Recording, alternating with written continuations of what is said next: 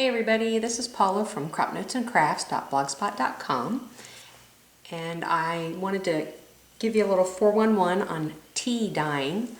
A couple of videos back I explained how I created the Victorian lady tag, which I had taken a manila tag, plain manila tag, and I tea dyed it.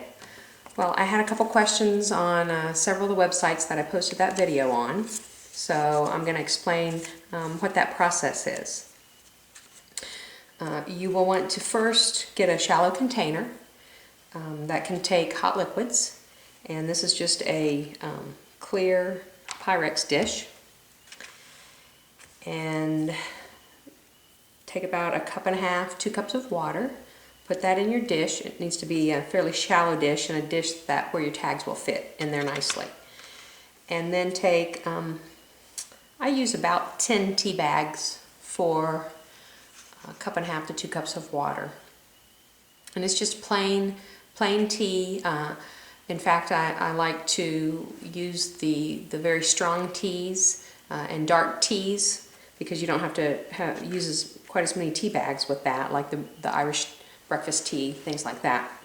But anyway, whatever tea, put about 10 tea bags and let that steep.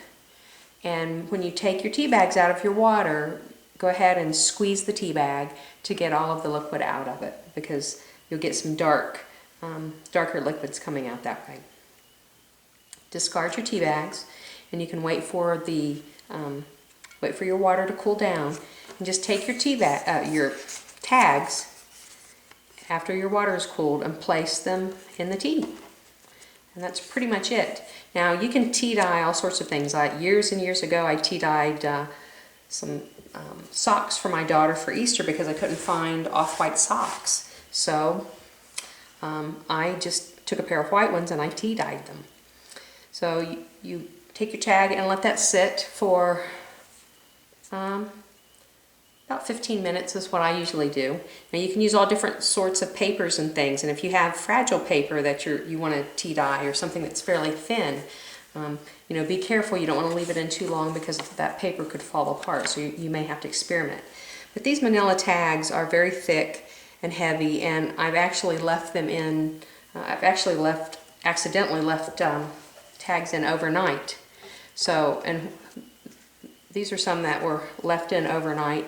Now the bad thing about it is the tag stayed in one piece. These are still damp, but I lost the reinforcement, so I have to actually glue that back on. But these are really dark once you leave them overnight. Here's one that's dried that I left in overnight, so that's the difference. And this one I thought was really cool, because this was actually the top tag. There were several. This is actually the one on the top, so I got this neat little tea stain. I like that a lot. But if you leave them in for about 15 minutes, you'll get a much lighter product. It looks something like this. Well, the reinforcement's coming off of this one too. Have to put that back on. But you can see what that looks like here.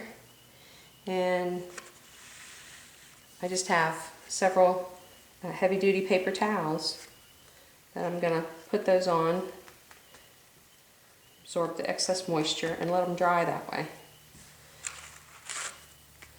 Now, if you really wanted, to get through this process in a hurry, you could whip out your ironing board and take your damp tags, place them between several sheets of paper toweling, and iron them, and they'll dry fairly quickly that way.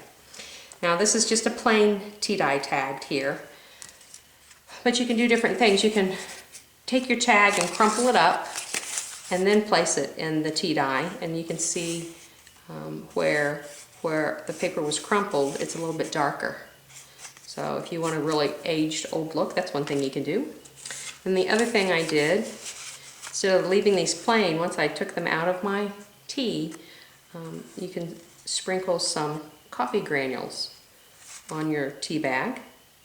It just depends on how much you want to do. And that makes it look really old and distressed also. So I'm going to take these tags, and I think I'll sprinkle a little coffee on one of them so you can see what I did.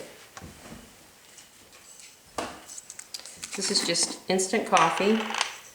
I haven't tried it with regular coffee, but I'm sure it would do the same thing. You just may need to leave it on a little longer. I've got just a tiny bit of instant coffee. Can you see that? And I'm just going to grind that up really good. And if your tags, if you did this immediately when you took them out of your tea, you would get more of a staining because your tags are going to be wetter. So I'm going to actually pat this a little bit because these are drying fairly well. And then once this is dry, I'll go ahead and brush the excess granules off, and I'll have a little bit of spotting on these tags. That's pretty much all there is to it. You can make your tea as strong or as weak as you like it, and just go to town and start making paper look very vintagey by dyeing it. I think I've answered the questions that I had gotten about that. So if I missed something, please let me know, and I will either probably go back and answer that wherever you leave your comment, or try and get in contact with you to answer those questions. Thanks for watching.